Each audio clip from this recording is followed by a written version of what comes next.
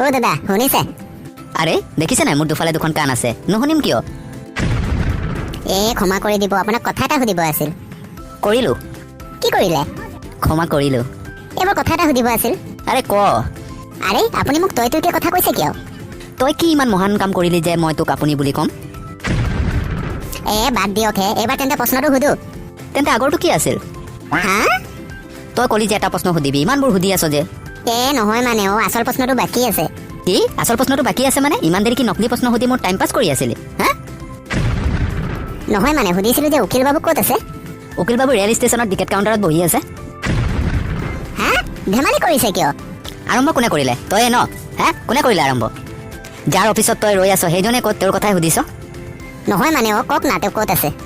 ভিতৰত আছে, যা গৈ মৰগে। আপুনি লৈ যাব? বৈ। এইফালে চাওক, আপোনাৰ নতুন ক্লাইণ্ট আহিছে। চাওক নতুন বাকৰা লৈ আনিছো, ভালকে কাটিব। যা দাঁত দেখুওৱা বন্ধ কৰি আঁতৰত গৈ ৰ। দাদা আহক আহক, বহকহি। আপুনি ইমান ভাল, তুমিকে কৈছে, আৰু আপোনাৰ চাকৰটোৱে তই তইকে কৈ আছিলে। যদি দুজন একে হোৱা হ'লে তেন্তে উকিল ময়ো হেলোহেঁতেন ন? বাদ দিয়কচোন তাৰ কথা। আপোনাৰ নামটো কি সেইটো কওকচোন। মোৰ নাম প্ৰসেনজিৎ। এতিয়া কওকচোন আপোনাক কি সহায় কৰিব পাৰোঁ? মোৰ এডোখৰ ঠাই আছে, এইখন মোৰ নামত কৰিব লাগে। যদি ঠাইডোখৰ আপোনাৰেই তেন্তে আকৌ আপোনাৰ নামত কিয় কৰিব লাগে? নহয়, সেই ধৰণে মোৰ নহয়। তেন্তে কেনেধৰণে আপোনাৰ, কওকচোন শুনো। দেউতাৰ নামৰ। দেউতাৰ নাম কি? চিৰঞ্জিত। আপুনি প্ৰসেনজিৎ, দেউতা চিৰঞ্জিত, ঘৰত কি দেশ জিকি ৰাখিছে নেকি? কামটো কওক এতিয়া। দেউতাৰ ঠাইডোখৰ নিজৰ নামত কৰিম। আপোনাৰ দেউতা আছেনে গ'ল? আছে আছে। আচ্ছা, এনে ঘৰ ক'ত আপোনাৰ? মোৰ ঘৰ গংগাপুৰত। আৰু মাটিডোখৰ ক'ত আছে? আৰে ঘৰখন যদি গংগাপুৰত থাকে তেন্তে কি মাটিডোখৰ কি কমলাপুৰত থাকিব নেকি? ঠিক আছে, পাছত এদিন কাগজ পত্ৰবোৰ লৈ আনিব, মই মাটিডোখৰ আপোনাৰ নামত কৰি দিম। হৈ যাবতো? আৰে চিয়'ৰ, টেনশ্যন কিয় লৈছে, হৈ যাব। মানে কনফাৰ্ম হ'বতো? আপুনি কি মোৰ টেলেণ্টত সন্দেহ কৰিছে? নহয় মানে সেইটো নহয়। ঠিক আছে, মাটিডোখৰ মোৰ নামত কৰি দিব, মই আপোনাক পাণ খাবলৈ টকা দি দিম।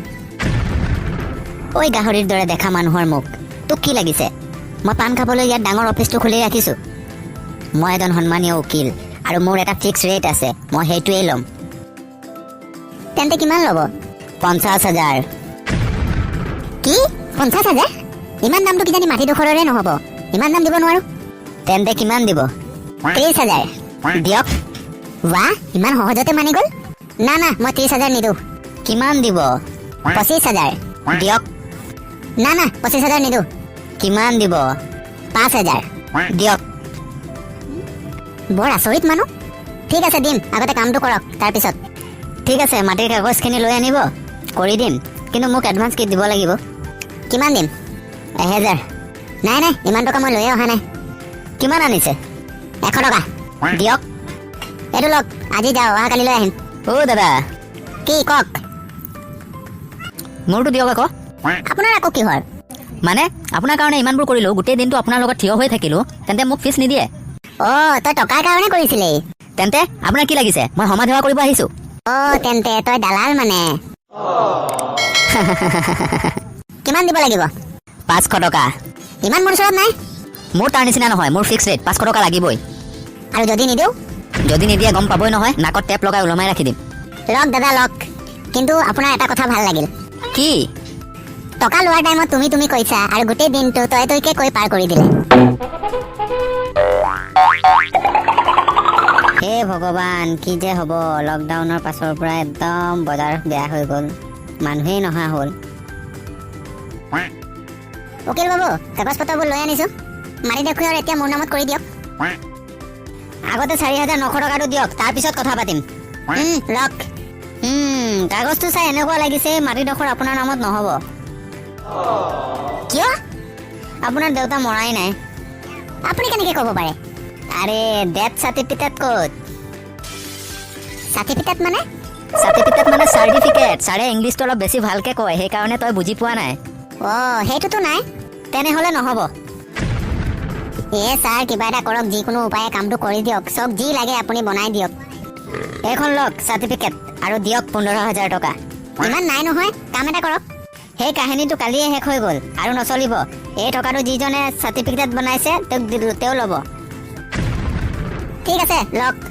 ঠিক আছে, মই সকলোবোৰ ৰেডি কৰোঁ, আপুনি কালি আহিব। ছাৰ হ'লনে?